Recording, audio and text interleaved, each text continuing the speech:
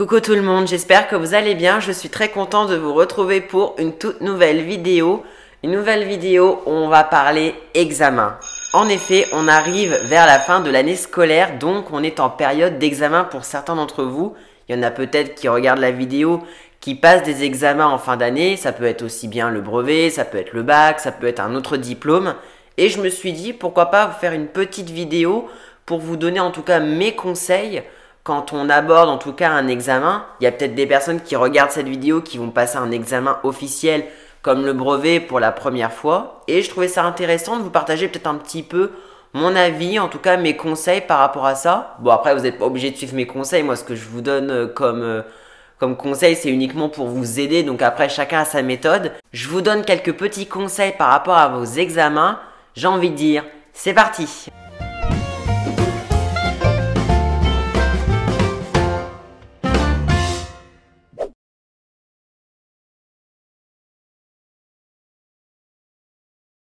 Ce que je peux vous conseiller, moi, si vous avez un examen de prévu, c'est de vous faire un planning de révision. Moi, à chaque fois que j'ai eu un examen, je me suis fait limite un planning. Alors, il y en a peut-être qui vont être en mode je révise au feeling. Si un jour j'ai envie de faire telle matière, et ben je fais telle matière.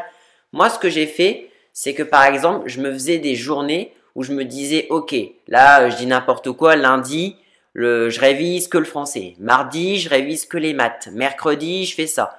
Ou alors, vous pouvez fonctionner par demi-journée, ça peut être plus sympa. Par exemple, le lundi matin, vous révisez une matière. Lundi après-midi, vous en révisez une autre. Je trouve que c'est bien de varier les matières aussi un maximum. Mon conseil, c'est faites-vous un planning. Dites-vous les matières que vous voulez réviser matin, après-midi. Et comme ça, voilà, vous y verrez plus clair. Deuxième conseil qui peut être cool, c'est de réviser avec des potes. C'est vrai que de réviser tout seul, bah voilà, t'es au calme, t'es chez toi, t'es tranquille. Mais c'est vrai que des fois, de réviser avec ses potes, c'est bien mieux parce qu'au moins, voilà, c'est beaucoup plus fun, c'est beaucoup plus sympa d'échanger. Puis voilà, ça se fait de manière un peu plus, on va dire, ludique que d'être chez soi tout seul à rien faire. Enfin, en tout cas, à réviser, mais à être seul. Donc, si jamais vous avez la possibilité de réviser avec vos potes, ça peut être vous voir en vrai. Maintenant que le Covid, ça va mieux pour le moment. Mais ça peut être aussi de se faire un appel en visio et de discuter, etc. et de s'entraîner. Donc, si vous pouvez réviser avec d'autres personnes, c'est toujours mieux. Troisième conseil que je peux vous donner, c'est utiliser vraiment d'autres supports de révision. Ça sert à rien de prendre votre bouquin de cours et de relire. Il y a différentes méthodes aujourd'hui pour apprendre beaucoup plus facilement et on va dire de manière un peu plus marrante.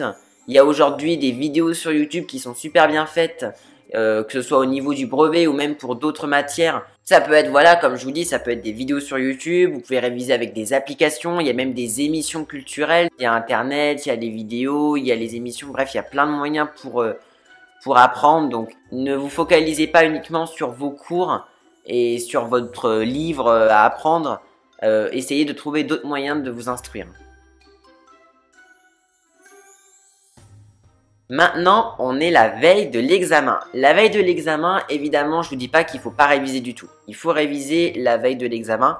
Par contre, ça ne sert à rien de vouloir trop réviser. Moi, ce que je peux vous conseiller la veille d'un examen, revoyez évidemment les matières sur lesquelles vous êtes un peu plus en difficulté. Après, si vous avez des matières, je dis n'importe quoi. On est dimanche soir.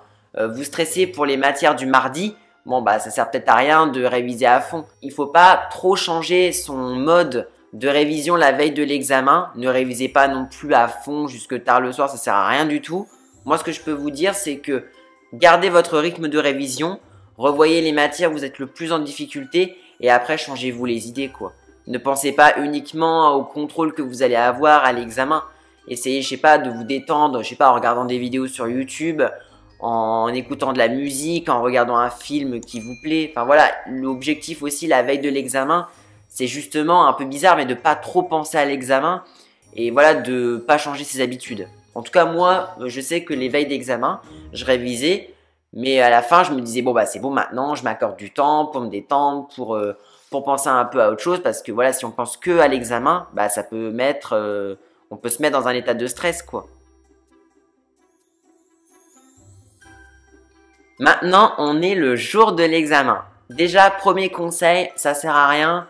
Je trouve, en tout cas pour moi, après c'est que mes conseils encore une fois, c'est comme ça que moi je vois les choses. Ça sert à rien, je trouve, de trop réviser à fond avant de rentrer dans la salle d'examen. Moi, à chaque fois que j'ai eu un examen, t'avais limite tout le monde qui était là avec son livre en train de réviser les 4-5 dernières minutes avant qu'on rentre dans la salle. Je trouve que c'est pas forcément une bonne chose. Vous pouvez relire un peu votre cours très rapidement, mais vous ne devez pas être en mode je dois réviser. Si vous êtes dans cette démarche de se dire bon, maintenant je rentre dans la salle dans 5 minutes, donc il faut à tout prix que je révise à fond mon cours, etc. Le problème, c'est que votre cerveau, il va être focus vraiment sur ce que vous venez d'apprendre et il va limite oublier ce que vous avez appris les jours précédents. Donc mon conseil, c'est relisez votre cours avant de rentrer dans la salle pour vous faire un petit rappel.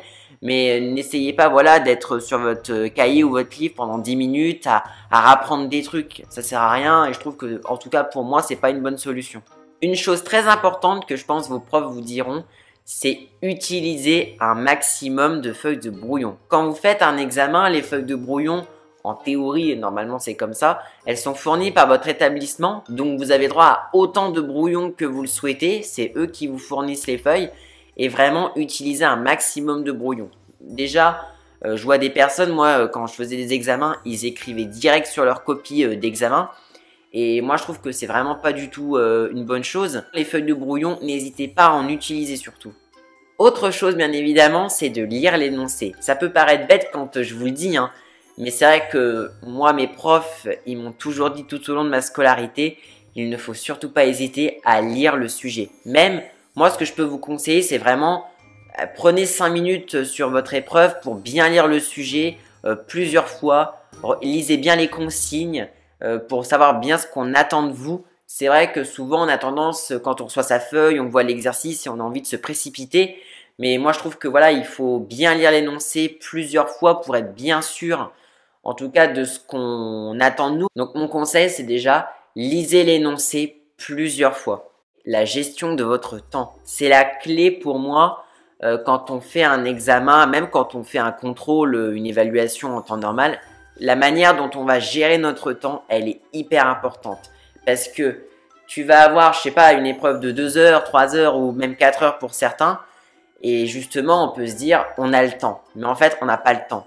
Quand on est en épreuve, si vous avez déjà fait des examens, ça passe hyper vite. On ne voit pas le temps passer. Et c'est pour ça que mon conseil, c'est gérez bien votre temps. N'hésitez pas à regarder limite l'horloge pour justement vous dire « Ok, là, il me reste 1 heure, donc il faut que je commence à bien avancer. Là, je sais pas, il me reste 30 minutes, donc il faut que je recopie sur ma feuille d'examen. » Enfin, prévoyez aussi du temps justement pour vous relire. Si vous voyez qu'il vous reste encore 5 et peut-être même 10 minutes, profitez-en pour vous relire. Se relire, parfois, ça peut éviter certaines choses. Donc, prévoyez du temps pour lire l'énoncé, prévoyez du temps pour faire votre sujet. Il faut prévoir aussi du temps pour recopier parce que si vous notez tout sur un brouillon, il faut le temps de tout recopier sur la feuille. Moi, c'est vrai que j'avais fait un examen une fois, je me rappelle, et j'ai failli, j'ai fini sur le fil parce que justement, je me suis dit, ah c'est bon, j'ai le temps. Et en fait, il restait 20 minutes, sauf que j'avais tellement de choses à recopier que vraiment j'ai copié hyper rapidement et à la fin j'avais quasiment que 2-3 minutes pour me relire. Donc prévoyez un maximum de temps pour vous relire, c'est hyper important. Moi, ce que je peux vous conseiller lors d'un examen, alors après chacun a sa méthode là-dessus, c'est de commencer par le plus difficile. Si vous voyez un exercice vraiment, vous savez que vous alliez passer du temps, moi ce que je vous conseille c'est de commencer par le plus difficile. Comme ça après vous avez les exercices les plus simples qui vous restent à faire. Et je trouve que c'est mieux, moi en tout cas, de commencer par le plus difficile parce que justement, c'est ce qui va vous demander peut-être le plus de temps. Et si vous faites les exercices qui demandent le plus de temps à la fin, c'est pas une bonne chose parce que justement, vous allez être vite stressé parce que vous allez vous dire « Ah mince, ça me demande du temps, mais il reste que, je sais pas, il reste 30 minutes d'examen. » Donc c'est pour ça, commencer par le plus difficile, moi je trouve que c'est une bonne solution. Prévoyez à boire et à manger. Même si vous n'avez pas soif, si vous n'avez pas forcément faim sur le coup, en fait, le fait par exemple de manger, ça va vous redonner, on va dire, un petit peu d'énergie et justement, ça va vous rebooster pour la fin de l'épreuve. Et c'est pareil pour boire, hein. Voilà, moi je sais que j'ai toujours pris à boire quand j'ai eu une épreuve et j'avais toujours pris un petit paquet de gâteaux, voilà, donc au bout de 2 heures, voilà, je mange un petit gâteau, ça me faisait du bien. Donc si vous pouvez prévoir à boire et à manger, normalement, enfin moi je sais qu'à chaque fois c'était autorisé. N'hésitez pas, prenez une petite bouteille d'eau. Alors j'ai une bouteille d'eau, mais vous pouvez prendre une autre boisson, hein, ça c'est comme vous voulez. Mais prévoyez à boire et prévoyez un petit gâteau, enfin un petit truc à manger pour que ça vous redonne un petit peu d'énergie. Autre conseil que je peux vous donner, c'est de ne pas sortir avant la fin de l'épreuve. Moi, j'ai vu beaucoup de gens sortir sur des épreuves de 4 heures, limite au bout de 2 heures. Mais je me dis, mais comment ils font? Comment ils font pour être aussi rapide? Vous avez, je pense, si vous avez, je dis n'importe quoi, 2 heures pour une épreuve, ça veut dire que les 2 heures que vous avez, elles doivent être utilisées intégralement. C'est vrai que quand on passe un examen, je dis bien en théorie, on vous dit que vous pouvez sortir à partir de... Alors ça dépend, par exemple, moi je sais que j'avais passé une épreuve de 2 heures, on m'avait dit au bout d'une heure et demie, tu peux sortir. Mais moi je suis jamais sorti, je pense, avant la fin d'une épreuve. Ou si je suis sorti, je suis peut-être sorti 5 minutes avant, clairement.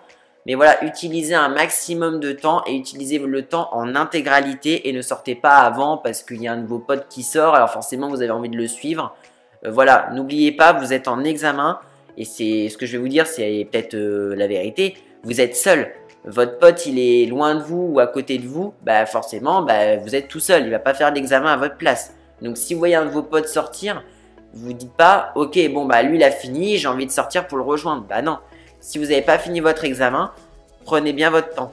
Encore une fois, je vous le répète, le temps, c'est vraiment la clé pour un examen.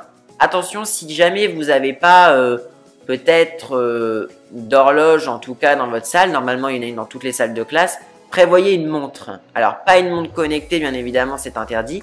Mais le fait d'avoir une montre, moi, ça m'est déjà arrivé d'être dans des salles d'examen où il n'y avait pas d'horloge, où l'horloge était en panne pile ce jour-là. Ça va, j'avais quelqu'un à côté de moi qui avait une montre et j'avais l'heure qui est pile devant moi. Donc, c'est vrai que c'est un avantage parce qu'au moins, tu te dis, bon, bah voilà, tu peux voir le temps qui te reste. Je trouve qu'il n'y a rien de plus stressant que de ne pas savoir le temps qu'il te reste. Parfois, il y a l'examinateur qui vous dira, je sais pas, il vous reste 2 heures, il vous reste 1 heure. Mais c'est vrai que de ne pas gérer votre temps, c'est hyper stressant. Moi, quand j'avais passé mon épreuve et je me dis, mais l'horloge, elle est en panne, je sais pas combien de temps il me reste, et heureusement, il y avait une montre à côté de moi, bah, je me suis dit, ouf, ça va, ça rassure. Hein. Quand vous sortez de votre salle d'examen, n'essayez pas, enfin en tout cas moi je l'ai jamais fait, n'allez pas voir le corrigé. N'essayez pas d'aller voir le corrigé et de vous dire, là j'ai eu faux, là j'ai pas mis ça. Je pense que moi je l'ai jamais fait parce qu'à chaque fois je me dis ça va me stresser encore plus. Pour moi, quand un examen est fini, c'est bon, les dés sont jetés, ça sert plus à rien de se prendre la tête et de se dire « Ah, j'ai pas mis ça, mais toi t'as mis ça alors que c'était ça. » Non, il faut se dire « C'est bon, c'est terminé, on passe à autre chose. » Et de toute façon, maintenant, ça sert plus à rien de se rendre malade pour ça. Petite précision, lorsque vous passez un oral, si vous passez un oral, on va dire les conseils que je peux vous donner, j'en ai pas beaucoup, si ce n'est que de vous détendre avant l'oral.